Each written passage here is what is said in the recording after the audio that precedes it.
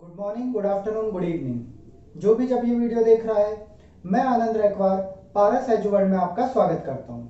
बच्चों, पिछली क्लास में हमने एक नया चैप्टर स्टार्ट किया था जिसका नाम था एकाधिकार एवं कीमत निर्धारण।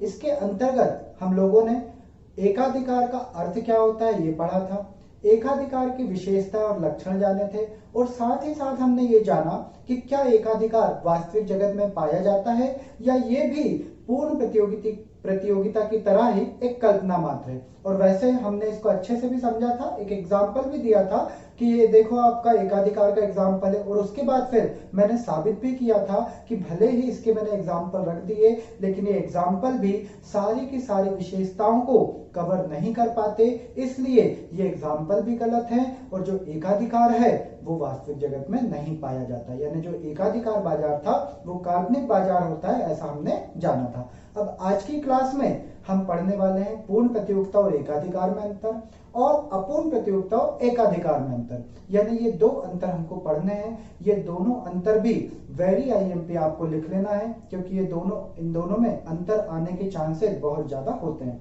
है ना। अब मैं जो अभी आज आपको पढ़ाऊंगा, आपको उसमें कुछ भी नोट नहीं करना है, समझे। नोट नहीं करना, क्योंकि मैं आपको बताऊंगा कैसे नोट करना। तो मैं आज जो भी समझाऊंगा आपको केवल पहले उसको समझना है, फिर मैं आपको ये बताऊंगा कि आखिरकार उसको कैसे लिखना है, ठीक है। इसलिए आज की क्लास में पहले आपको पूरा समझना है, उसके बाद ही आपको नोट करना है, साथ साथ आपको नोट नहीं करना है। आप समझ गए होंगे इस चीज को। तो आइए शुरू करते हैं। अब हमें पढ़ना है कि पूर्ण प्रतियोगिता और एकाधिकार में क्या अंतर होता है, और उसके बाद हमको पढ़ना है कि अपूर्ण प्रतियोगिता और एकाधिकार में क्या अंतर होता है। यानी हमको आज दो दो अंतर लिखने हैं, लेकिन मैं आपको इस तरीके से नहीं लिखवाऊंगा। तो मैं क्या करवाऊंगा, मैं अभी तक अपन ने पूर्ण प्रतियोगिता, अपूर्ण प्रतियोगिता और एकाधिकार तीनों पढ़े हैं ना, तो मैं तीनों को एक साथ रख दूंगा और तीनों को एक साथ रख के हम तीनों का कंपैरिजन करेंगे, तीनों की तुलना करेंगे कि किसमें क्या फर्क होता है ना। तो हम जो चार्ट बनाने वाले हैं, मतलब मैं जो अभी टेबल बनाऊंगा वो अभी आपको टेबल नहीं बनाना है, बनाना चाहो तो बना लो, पर एग्जाम में इस तरह का क्वेश्चन आने के चांसेस कम है। एग्जाम में तो हमको अलग से ही आएगा कि पूर्ण प्रतियोगिता और एकाधिकार में क्या अंतर होता है ये बताइए, या फिर हमको आएगा अपूर्ण प्रतियोगिता और एकाधिकार में क्या अंतर होता है ये बताइए, ठीक है। पर मैं तीनों को एक साथ क्यों रख रहा हूं, क्योंकि हमने पूर्ण प्रतियोगिता का अर्थ विशेषता है, अपूर्ण प्रतियोगिता का अर्थ विशेषता है और एकाधिकार का अर्थ विशेषता है, ये तीनों ही पढ़ लिया है। इसलिए मैं चाहता हूं कि ये तीनों ही जो टॉपिक हैं हमको एक साथ समझ में आ जाए, इसलिए मैं तीनों को एक साथ यहां पर लिख रहा हूं। लेकिन आप एक साथ नहीं लिखेंगे। आप लिखेंगे कैसे वो तरीका भी मैं आपको बताऊंगा, पर लिखना जरूरी नहीं है। हमारा काम क्या है, समझना जरूरी। अगर समझ आ गया तो लिख तो हम मन से भी सकते हैं, और अगर हमको समझ नहीं आया तो फिर जो लिखा है उसी को रट के हमको लिखना पड़ेगा, है ना। इसलिए मैं जो बता रहा हूं अभी समझेंगे, आप नोट डाउन कुछ भी नहीं करेंगे, ठीक। चलो, तो मैं साइड हो जाऊं, क्योंकि अभी बहुत बड़ा आपने को एक टेबल बनाना पड़ेगा। इस टेबल में आप देखिए मैंने टोटल 4 कॉलम बनाए हैं, ठीक है। 4 कॉलम कौन कौन से, एक तो आधार जो कि अंतर का आधार है, एक बना रहा हूं मैं पूर्ण प्रतियोगिता, एक बना रहा हूं मैं अपूर्ण प्रतियोगिता, और एक कॉलम बना रहा हूं मैं एकाधिकार का। इस तरीके से हमने 4 कॉलम बना दिए, ठीक। अब हम क्या करने वाले हैं, हम आधार में आधार लिखेंगे। किस चीज का आधार, अंतर का आधार, कि हम किस बेसिस पर इनमें तुलना कर रहे हैं। फिर हम पहले पूर्ण प्रतियोगिता, फिर अपूर्ण प्रतियोगिता और तीसरे नंबर पे एकाधिकार की बात करेंगे।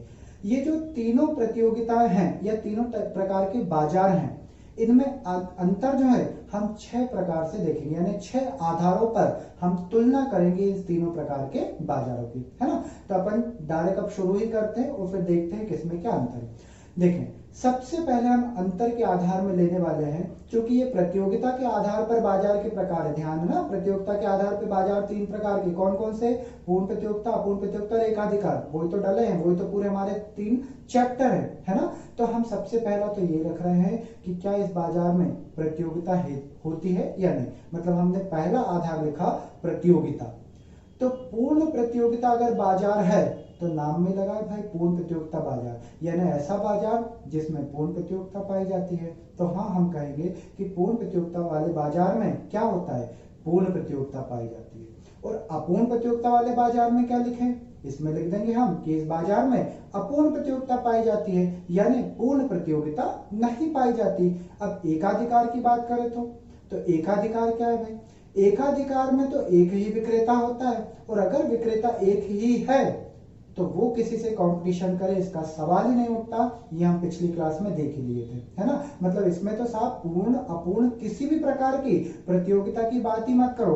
पूर्ण प्रतियोगिता बाजार, पूर्ण प्रतियोगिता की बात करो, अपूर्ण प्रतियोगिता का बाजार, अपूर्ण प्रतियोगिता की बात करो। लेकिन अगर एकाधिकार है तो साफ प्रतियोगिता का जिक्र भी मत करो, क्योंकि यहां प्रतियोगिता होने का सवाल ही नहीं उठता। तो पहला आधार हमने क्या लिखा कि किस बाजार में कौन सी प्रतियोगिता है, और है तो ठीक, नहीं है तो क्यों नहीं, तो नहीं है ना। मतलब बाजार में हमने देखा प्रतियोगिता के आधार पे एक पूर्ण प्रतियोगिता है, दूसरे में अपूर्ण प्रतियोगिता है, और तीसरे में प्रतियोगिता ही नहीं है। ये पहला हुआ।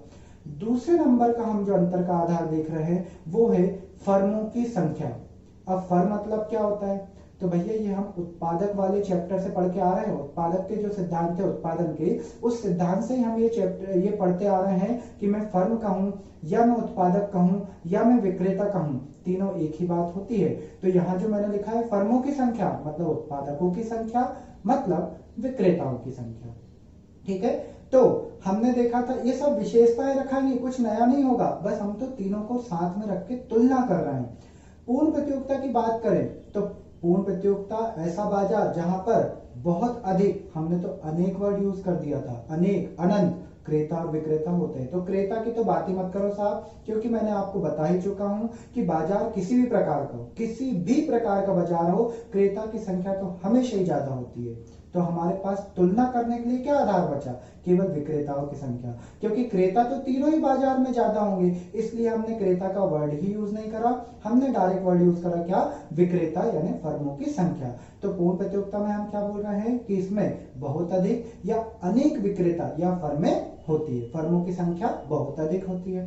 फिर अपूर्ण प्रतियोगिता की बात करें तो यहां फर्मों की संख्या क्या भैया? अधिक तो है पर अपेक्षाकृत कम, या हम ये बोल सकते हैं कम। मतलब पूर्ण प्रतियोगिता से कम फर्मों की संख्या होगी, किसमें? अपूर्ण प्रतियोगिता वाले बाजार में। सर कम मतलब कितनी? 10-20, 10-20 बोल लो, 50 बोल लो, 100 बोल लो, लाखों करोड़ों में मत बोलना, क्योंकि वो कहां मिलेगी आपको? पूर्ण प्रतियोगिता में, और जो कि होते ही नहीं है ना। तो हम क्या बोल रहे हैं कि पूर्ण प्रतियोगिता बाजार में बहुत अधिक फर्में होती है, अपूर्ण प्रतियोगिता बाजार में अपेक्षाकृत कम फर्में या विक्रेता होते हैं। लेकिन अगर एकाधिकार की बात करें तो एकाधिकार में विक्रेता या फर्म कितना होगा? एक, तभी तो नाम उसका एकाधिकार बाजार है, क्योंकि एक विक्रेता का ही जब पूरे बाजार पर अधिकार हो जाए तब हम उसे बोलते हैं एकाधिकार बाजार, है ना। अच्छा, हो सकता है आपको यहाँ जो कैरेक्टर मतलब जो भी लिखा रहे वर्ड वो बहुत छोटे दिख रहे हो, तो छोटे ही रहेंगे क्योंकि मेरे पास जगह कम है। लेकिन आप अपने वीडियो की क्वालिटी को अगर इंप्रूव कर लेंगे तो ये अपने आप अच्छे दिखने लगेंगे। यानी वीडियो होता है ना यूट्यूब पे क्वालिटी सुधारने का, कि जब आप यूट्यूब पे चलाते हैं तो उसमें ऑप्शन आते हैं कि वीडियो कितनी क्वालिटी पे चलाना है, 144 है ना, फिर 240, 360 या जो भी 480 इस तरह की क्वालिटीज आती है। तो एटलीस्ट इस वीडियो को 480p पे चलाएं ताकि आपको अच्छी क्वालिटी में ये वर्ड्स दिखने लगे। यानी मेरे पार्ट पे खराब नहीं है, नहीं कि ये क्या लिख रहा कुछ दिख नहीं रहा, मैं तो सही ही लिख रहा हूँ, मेरे यहाँ पर क्लियर ही है, पर आपको देखने में क्लियर क्यों नहीं हो? अगर नहीं हो रहा है तो उसका रीजन क्या है? क्योंकि आपने डाउन क्वालिटी पर यूट्यूब चला रहे हैं, है ना। तो उसकी क्वालिटी को अच्छा करिए। अब जब डिजिटल क्लास ले रहे हैं तो फिर डिजिटल नॉलेज भी रखो। चलो, तो दूसरा हमने क्या देख लिया? फर्मों की संख्या देख ली कि किस बाजार में कितने फर्मों की संख्या होती है। तीसरा हम रखते हैं कीमत पर नियंत्रण। कीमत यानी अब देखो क्रेता की तो हम बात ही नहीं कर रहे, विक्रेता की बात कर रहे हैं। तो विक्रेता पूर्ति और कीमत पर नियंत्रण रखते हैं, तो हमने पूर्ति को भी हटा दिया, हम केवल कीमत पर नियंत्रण की करने की बात कर रहे हैं कि किस बाजार में क्या कोई विक्रेता कीमत पर नियंत्रण रख पाते हैं या नहीं। तो हमने देखा था कि जो पूर्ण प्रतियोगिता वाला बाजार है वो ऐसा बाजार होता है जिसमें बहुत अधिक विक्रेता होते हैं, और अगर विक्रेता बहुत ज्यादा है तो कोई भी विक्रेता इस पोजीशन में ही नहीं होता, इस स्थिति में ही नहीं होता कि वो बाजार की कीमत को प्रभावित कर सके, उसको कम ज्यादा कर सके। मतलब सर कोई भी विक्रेता अपनी कीमत बढ़ा और घटा भी नहीं सकता। यस, कोई भी विक्रेता अपनी कीमत बढ़ा और घटा ही नहीं सकता, क्योंकि हमने तो पढ़ा ही था ना पूर्ण प्रतियोगिता बाजार में कीमत भी एक समान होती है। कोई विक्रेता चाहे भी तो अपनी कीमतें बढ़ा या घटा नहीं सकता। सर क्यों नहीं बढ़ा घटा सकता? अरे तो भैया वो फिर पूर्ण प्रतियोगिता जाके पढ़ो, क्यों नहीं बढ़ा घटा सकता? क्योंकि पूर्ण प्रतियोगिता बाजार में ध्यान है ना, एक जैसी वस्तु बेच रहे हैं सारे विक्रेता, समरूप वस्तु, और जब एक जैसी वस्तु बेच रहा है तो किसी का प्राइस कम ज्यादा कैसे हो सकता है, समझे ना? क्योंकि कम ज्यादा होगा, वस्तु एक जैसी, तो हम तो वहीं से खरीदेंगे ना जहाँ कम रेट में मिल रहा। अगर वस्तु एक जैसी है तो हम उस विक्रेता से वस्तु खरीदेंगे क्यों जो ज्यादा रेट में बेच रहा। इसलिए पूर्ण प्रतियोगिता बाजार में वस्तु एक समान होती है, इसलिए कीमत भी एक समान होती है, और इसी वजह से कोई भी विक्रेता वस्तु की कीमत को प्रभावित करने की स्थिति में नहीं होता। प्रभावित मतलब कम ज्यादा करने की स्थिति में नहीं होता। क्यों नहीं होता बता दिया आपको कारण। एक तो क्या, क्योंकि वस्तु एक जैसी है, और दूसरा कारण क्या, क्योंकि बहुत ज्यादा विक्रेता है, 2-4 विक्रेता चले भी गए तो कोई फर्क नहीं पड़ता है ना। अपूर्ण प्रतियोगिता की बात करें तो अपूर्ण प्रतियोगिता में क्या है भैया, विक्रेता थोड़े कम होते हैं, अपेक्षाकृत कम होते हैं पूर्ण प्रतियोगिता से, और अगर विक्रेता कम है यानी कम होने से अगर कोई नया विक्रेता आया या कोई पुराना विक्रेता गया तो बाजार को फर्क पड़ता है। इसीलिए अपूर्ण प्रतियोगिता बाजार में जो विक्रेता है वो कीमत को कम ज्यादा अपने हिसाब से कर सकते हैं। और हमने ये भी पढ़ा था अपूर्ण प्रतियोगिता में वस्तु विभेद होता है, सब पॉइंट अभी आने वाले हैं। तो वस्तु विभेद होता है मतलब वस्तु अलग अलग, इसलिए कीमत भी अलग अलग, और इसी वजह से सभी विक्रेता अपने अपने उत्पादन का जो भी प्राइस या कीमत है उसको कम ज्यादा कर सकते हैं, यानी कीमत प्रभावित करने की स्थिति में होते हैं। कौन? विक्रेता। काय में? अपूर्ण प्रतियोगिता में। एकाधिकार की बात करें तो एकाधिकार की तो साहब बात ही छोड़ दो, वो तो एकमात्र विक्रेता है, वो तो जो चाहे वो कर सकता है, यानी उसका तो वस्तु की पूर्ति की बात करो या वस्तु की कीमत की बात करो, पूर्ण नियंत्रण होता है। वो तो बहुत अच्छे से प्रभावित करने की स्थिति में होता है। किसको? वस्तु की कीमत को। 3 पॉइंट हमने देख लिए। अब चौथा पॉइंट हम ये देख लेते हैं कि वस्तु किस प्रकार की है, यानी वस्तु पूर्ण प्रतियोगिता में समरूप वस्तु विक्रय की जाती है। समरूप मतलब रूप, रंग, गुण, क्वालिटी, किस्म, है ना, पैकिंग, हर चीज में क्या है, एक जैसी। तो उसका मतलब हम बोलेंगे पूर्ण प्रतियोगिता में समरूप वस्तु का विक्रय किया जाता है। अपूर्ण प्रतियोगिता में क्या होता है, वस्तु विभेद पाया जाता है। वस्तु विभेद यानी वस्तु किसी ना किसी प्रकार से, चाहे तो दिखने में, चाहे तो क्वालिटी में, चाहे तो पैकिंग में, या कलर में, या साइज में, किसी ना किसी प्रकार से उसमें अंतर पाया जाएगा। इसे हम बोलते हैं क्या, वस्तु विभेद पाया जाता है। और एकाधिकार की बात करें तो हमारे जैसी तो वस्तु ही नहीं है साहब, क्योंकि हम तो एकाधिकारी हैं। हम जो वस्तु बेच रहे हैं वो वस्तु तो अद्वितीय है, किसी और बाजार में इस प्रकार की वस्तु दिखनी ही नहीं है, इसलिए हमारी वस्तु तो सबसे अलग है। इस बाजार में अद्वितीय वस्तु का विक्रय होता है साहब। यहाँ समरूप और विभेदीकरण दोनों की तो बात ही मत करो, एकमात्र वस्तु, एक ही प्रकार की वस्तु। ठीक है, ये हमने देख लिया क्या, वस्तु का प्रकार। अब 5वें नंबर पे आते हैं हम कीमत, कि कीमतें कैसे रहती है। तो अगर पूर्ण प्रतियोगिता बाजार में वस्तु एक जैसी है तो फिर कीमत भी अलग अलग नहीं हो सकती, यानी हर विक्रेता एक समान वस्तु पर, एक समान कीमत पर ही वस्तु का विक्रय करेगा। ठीक है। अपूर्ण प्रतियोगिता की बात करें तो अपूर्ण प्रतियोगिता में क्या है भाई, अपूर्ण प्रतियोगिता में वस्तु अलग अलग है, वस्तु विभेद है, और अगर वस्तु विभेद है तो फिर कीमत भी क्या होगी, अलग अलग, यानी अलग अलग विक्रेता अलग अलग कीमत वसूल सकते हैं, है ना। तो हम क्या बोल देंगे कि यहाँ पर अलग अलग विक्रेता अलग अलग कीमत निर्धारित कर सकते हैं, अलग अलग कीमत लेते हैं क्रेता से। एकाधिकार की बात करें तो वैसे तो देखो एकाधिकार यानी बेचने वाला एक, कीमत पर पूरा नियंत्रण, पर फिर हमने क्या कहा था कि एकाधिकार जिस क्रेता से चाहे वैसी कीमत वसूल सकता है, यानी अगर वो चाहे तो किसी क्रेता से कोई चीज इतने रुपए में ले रहा, दूसरे विक्रेता से और ज्यादा रुपए में ले रहा, तीसरे विक्रेता से और ज्यादा रुपए ले रहा।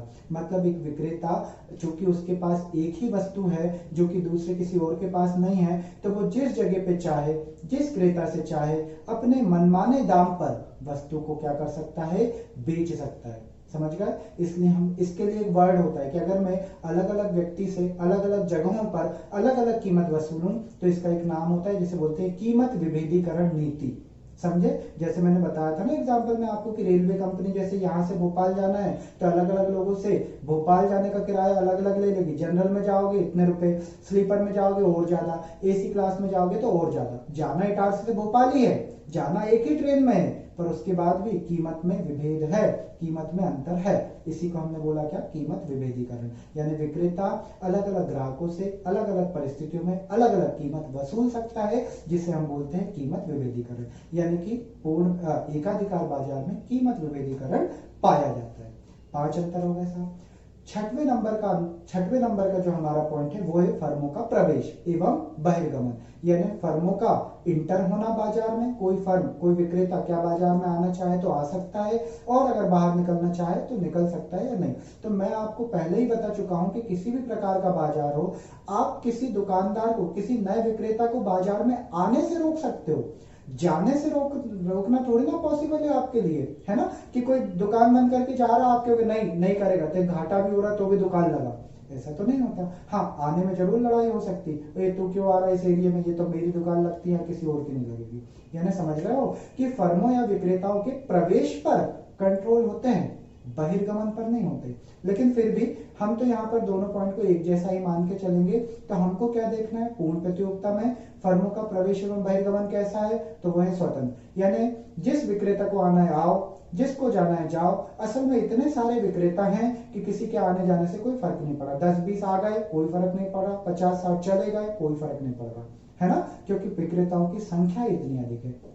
तो फर्मों के प्रवेश एवं बहिर्गमन की बात करें तो पूर्ण प्रतियोगिता बाजार में फर्मों का स्वतंत्र प्रवेश एवं बहिर्गमन होता है। अपूर्ण प्रतियोगिता की बात करें तो यहाँ क्या है, फर्मों का प्रवेश एवं बहिर्गमन थोड़ा कठिन होता है। ऐसा नहीं है कि बिल्कुल फ्रीली जिसका मर्जी जो आना है आ जाओ, वैसा नहीं होता। थोड़ी बहुत कंडीशन या शर्तें लगती है, उसके बाद ही आप यहाँ पर दुकान लगा सकते हो, उसके बाद ही आप इस बाजार से दुकान अपनी बंद करके परमानेंटली जा सकते हो। दुकान बंद करके जाने का मतलब ये नहीं है कि शाम हुई तो दुकान बंद करके अगले दिन फिर आएंगे। फर्मों का बहिर्गमन का मतलब होता है, दुकान बंद करने का मतलब होता है बंद यानी बंद, अब हम यहाँ दुकान कभी नहीं लगाएंगे, उसकी बात कर रहे हैं। बोरिया बिस्तर बांध के गए तो गए, उसको कहते हैं बहिर्गमन। तो मैं जब भी बोल रहा हूँ दुकान बंद करके चले गए यानी बहिर्गमन करे, यानी बोरिया बिस्तर बांध के चले गए, अब नहीं आएंगे साहब दोबारा यहाँ। तो हम बात कर रहे हैं अपूर्ण प्रतियोगिता की। तो अपूर्ण प्रतियोगिता में क्या है, फर्मों का स्वतंत्र प्रवेश एवं बहिर्गमन नहीं है साहब। इसमें क्या होगा, थोड़ा कठिन है। यानी किसी को एंट्री लेना है तो लाइसेंस वगैरह लो, जाना है तो भी हमसे एंट्री करवा के जाओ, हमें बता के जाओ, हमें मतलब सरकार को। तो इस तरह से अपूर्ण प्रतियोगिता में फर्मों के प्रवेश एवं बहिर्गमन थोड़े कठिन होते हैं। रही बात एकाधिकार की, तो एकाधिकार बाजार तो ऐसा बाजार है जो किसी दूसरे विक्रेता को आने ही नहीं देगा, बहिर्गमन की तो बात ही छोड़ो। यानी यहाँ पर इस बाजार में प्रवेश पर पूर्णतः प्रतिबंध लगा है। पूर्णतः प्रतिबंध का मतलब क्या है, कोई आ ही नहीं सकता। मतलब अगर कोई वस्तु ऐसी है जो मैं बेच रहा हूं और वो वस्तु का मैं एकाधिकार हूं, तो इसका मतलब ये हुआ कि इस वस्तु को मेरे अलावा कोई बेच नहीं सकता। मतलब कोई दूसरा यहाँ दुकान लगाना चाहे भी तो मैं उसको लगाने नहीं दूंगा। क्यों नहीं लगा दूंगा, क्योंकि मेरा उस वस्तु को बेचने पर क्या एकाधिकार, मेरे अलावा उस वस्तु को कोई बेच नहीं सकता। समझ गए सर, ऐसा कैसे मिल जाएगा। तो हम जब कल की क्लास पढ़ेंगे तब कल की क्लास में हम जानेंगे कि किस तरीके से एक विक्रेता को ये एकाधिकार प्राप्त होता है कि वो खुद अकेला बेचेगा, कोई और बेचना भी चाहे तो वो बेच नहीं पाएगा, उसको बेचने से रोक दिया जाएगा। मतलब मैं अगर मेरी बात करूं कि मैं अगर किसी चीज का विक्रेता हूं, मान लो ये मेरा चश्मा, ये चश्मे का मैं एकाधिकारी हूं, मतलब मेरे अलावा ऐसे चश्मे कोई नहीं बेच सकता। तो इसका मतलब क्या हुआ कि अब अगर कोई दूसरा व्यक्ति ने दुकान लगाई, वो आना चाहता है, कोई फर्म प्रवेश करना चाहती है इस बाजार में कि अरे ये चश्मा बेच रहा, खूब प्रॉफिट कमा रहा, मनमाने पैसे वसूल रहा, मैं भी आऊंगा दुकान लगाऊंगा, तो मैं कानूनी रूप से उसकी दुकान रुकवा सकता हूँ। ऐसा नहीं कि लड़के रुकवाऊंगा कि तूने लगाई कैसे, चलो उठ निकल यहाँ से, नहीं तो फिर चक्कू छुरी पड़ेंगे तेरे को, फिर दफा हो जाएगा अपने आप। ऐसा नहीं, बाकायदा पुलिस की मदद लेके कानूनी रूप से मैं कहूंगा कि साहब इस चश्मे को बनाने का एकाधिकार मेरे पास है, ये लो मेरे पास सरकार का पेपर, एक लाइसेंस है जिसमें लिखा है कि चश्मा बेचने का अधिकार केवल किसको है, आनंद रैकवार को है, कोई दूसरा नहीं बेच सकता। अब इसका बोरिया बिस्तर उठा के इसको बाहर निकालो इस बाजार से, ये दिखना नहीं चाहिए दूर किलोमीटरों तक भी। तो समझ गए। तो इसका मतलब ये है कि अगर एक बार मुझे किसी वस्तु को बेचने का एकाधिकार मिल गया तो मैं दूसरी फर्मों के प्रवेश पर कानूनी रूप से प्रतिबंध लगा दूंगा, पूर्णतः प्रतिबंध, किसी को आने नहीं दूंगा। यानी पूर्ण प्रतियोगिता बाजार में देखो फर्मों का प्रवेश एवं बहिर्गमन एकदम स्वतंत्र, जिसको आना आओ, जिसको जाना जाओ, कोई रोकने टोकने वाला नहीं। अपूर्ण प्रतियोगिता में थोड़ा कठिन, यानी थोड़े बहुत रोकने वाले हैं पर मना नहीं कर सकते। लेकिन एकाधिकार में मना ही कर देंगे साहब, नहीं आना यानी नहीं आना, यहाँ आना ना दोबारा। समझ गए आप इस चीज को?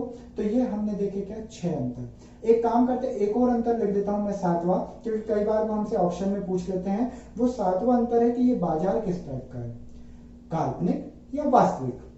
मतलब वास्तविकता में ऐसे बाजार मिल रहा है या नहीं मिल रहा है। तो पूर्ण प्रतियोगिता हम वैसे सब पढ़ लिया, इसलिए मैं इनको समझाऊंगा नहीं क्यों काल्पनिक है और क्यों वास्तविक है ना, क्योंकि कौन सा जो भी मैं बाजार यहाँ लिखा हूं कि पूर्ण प्रतियोगिता बाजार कौन सा है, अपूर्ण प्रतियोगिता कौन सा है और एकाधिकार कौन सा है, चलो पहले पढ़ लेता हूँ फिर बोलता हूँ। पूर्ण प्रतियोगिता बाजार में लिखा है हमने क्या, ये काल्पनिक बाजार है, मतलब ये वास्तविक जीवन में, प्रैक्टिकल लाइफ में, व्यवहारिक जीवन में देखने को नहीं मिलेगा। अपूर्ण प्रतियोगिता एक वास्तविक व्यवहार है, सॉरी वास्तविक व्यवहार में वास्तविक बाजार है, जो कि प्रैक्टिकल लाइफ में यानी व्यवहारिक जीवन में हमको देखने को मिलता है।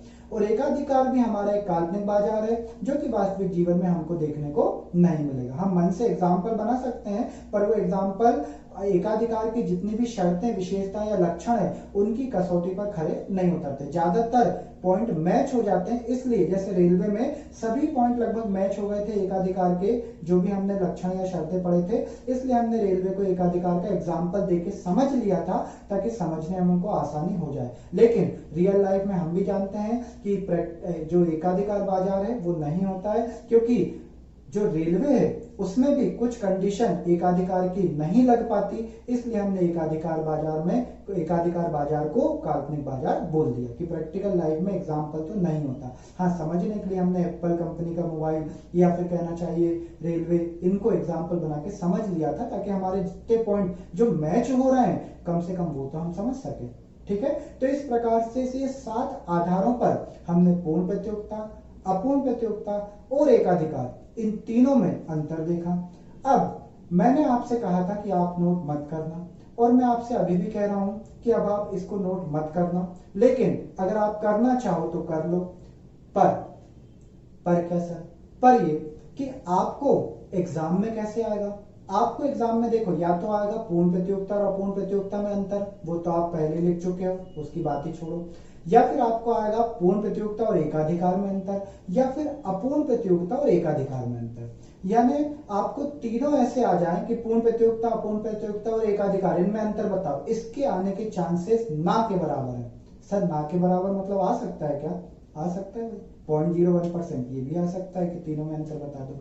लेकिन 99.99% चांसेस है कि आपको क्वेश्चन आएगा पूर्ण प्रतियोगिता और एकाधिकार में अंतर बताओ, या फिर अपूर्ण प्रतियोगिता और एकाधिकार में अंतर बताओ। और मैंने क्या करा, सातों पॉइंट को लाइन से जमा के आपको तीनों को साथ में रख दिया। अब आपको क्या करना है, आपको अब ये लिखना चाहते हो लिख लो, मुझे कोई दिक्कत नहीं है, लेकिन मैं चाहता हूं कि आपकी कॉपी में ऐसा मिले या ना मिले, लेकिन पूर्ण प्रतियोगिता और जो एकाधिकार है उसमें क्या अंतर होता है ये आप हेडिंग डालें, और इन 7 आधारों पर उनमें अंतर लिखिए। यानी आपकी कॉपी में 3 ही कॉलम बनेंगे, 3 को इसमें 4 दिख रहे हैं, 4 कॉलम, आपकी कॉपी में 3 कॉलम बनेंगे। ऊपर हेडिंग डलेगी पूर्ण प्रतियोगिता और एकाधिकार में अंतर, और 3 कॉलम कौन से, अंतर का आधार, पूर्ण प्रतियोगिता और एकाधिकार।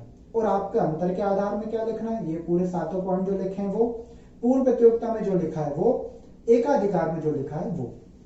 अब फिर आपको दूसरे पेज पे फिर से ऊपर हेडिंग डालनी है, वो क्या, अपूर्ण प्रतियोगिता और एकाधिकार में अंतर। और इसमें भी 3 कॉलम बनेंगे, अंतर का आधार, अपूर्ण प्रतियोगिता और एकाधिकार। और इसमें भी अंतर के आधार वही 7 रहेंगे जो यहाँ पे लिखे, और फिर यहाँ पे हम क्या करेंगे कि जो अपूर्ण प्रतियोगिता बाजार वाले कॉलम में जो लिखा है वही पूरा लिख देंगे, एकाधिकार में जो लिखा है वही लिख देंगे। यानी आप देख रहे हो, अगर आपने ये टेबल याद करा तो ये है इतना टेबल 7 आधारों पर इससे हमारे 2 क्वेश्चन एक साथ तैयार हो जा रहा है, और पूरा का पूरा जो असमानता है, जो तुलनात्मक अध्ययन है, वो हमने तीनों बाजारों का एक साथ कर लिया। ठीक है, तो मैंने आपको ऐसा क्यों कराया, ताकि तीनों को हम एक साथ इकट्ठा देख सके। लेकिन आपको कॉपी में कैसा करना है, पूर्ण प्रतियोगिता और एकाधिकार में अंतर, अपूर्ण प्रतियोगिता और एकाधिकार में अंतर, ऐसे इसके टुकड़े कर करके आपको बनाना है। अब देखना, जब आप पूर्ण प्रतियोगिता और एकाधिकार में अंतर लिख रहे होगे तो 7वें नंबर का जो पॉइंट आएगा वो क्या है आपका, देखो 3 कॉलम होंगे, अंतर का आधार, एक पूर्ण प्रतियोगिता और एकाधिकार। तो अंतर के आधार में आप लिख रहे होगे वास्तविक या काल्पनिक बाजार। पूर्ण प्रतियोगिता में क्या लिखा आपने, ये काल्पनिक बाजार है। एकाधिकार में भी क्या लिख रहा हो, ये एक काल्पनिक बाजार है, तो फिर असमानता क्या हुई, इसमें तो कोई असमानता ही नहीं हुई। तो पूर्ण प्रतियोगिता और एकाधिकार में टोटल आधार 7 नहीं बनेंगे, 6 बनेंगे, क्योंकि 7वें में तो दोनों एक जैसे हैं, वो भी काल्पनिक है, ये भी काल्पनिक। हाँ, लेकिन अपूर्ण प्रतियोगिता और एकाधिकार इसमें टोटल आपके 7 आधार बन जाएंगे, क्योंकि 7वां जो आधार है वास्तविक और काल्पनिक, तो हमें भी पता है अपूर्ण प्रतियोगिता वास्तविक बाजार है और एकाधिकार जो है वो काल्पनिक बाजार, इसलिए इसमें आपके 7 आधार बन जाएंगे। लेकिन पूर्ण प्रतियोगिता और एकाधिकार इसमें आपके केवल 6 ही अंतर के आधार बनेंगे। मैंने 7 को एक साथ रख दिया ताकि हम तुलनात्मक अध्ययन कर लें, ज्यादा लगे तो 7वां पॉइंट मत लिखो, 6 लिख दो, पर एटलीस्ट पता तो होना चाहिए ना कि कौन सा बाजार काल्पनिक है, कौन सा वास्तविक है। अच्छा, यहाँ भी नहीं लिखा तो भी चलेगा, पर मैंने आपको जब भी पूर्ण प्रतियोगिता पढ़ा वहां भी नोट डाल के लिखवाया, ये एक काल्पनिक बाजार है। अपूर्ण प्रतियोगिता में भी नोट डाला, ये एक वास्तविक बाजार है। एकाधिकार में भी नोट डाला, ये एक काल्पनिक बाजार है। तो मैंने लिखवाया तो आपको सब है, समझाया भी आपको सब है, ठीक है। फिर भी अगर आपको समझ नहीं आता तो फिर आप ये जान लेना कि आप 12th क्लास के लायक नहीं हो, आप डिजर्व ही नहीं करते 12th क्लास में होना, ठीक भाई। तो आज की क्लास में हमने देखा क्या, ये इसको नहीं बोलूंगा, ये देखा, मैं बोलूंगा हमने देखा पूर्ण प्रतियोगिता और एकाधिकार में अंतर, और हमने देखा अपूर्ण प्रतियोगिता और एकाधिकार में अंतर, क्योंकि ये आपको कॉपी में लिखना है। और भाई मेरी आपसे रिक्वेस्ट है कि आप प्लीज, मैं जो भी बोलता हूँ उसको लिखो। आपको यकीन नहीं होगा कि आपके कॉपी के कितने अच्छे नोट्स बन रहे हैं, आपको इसका अंदाजा नहीं है।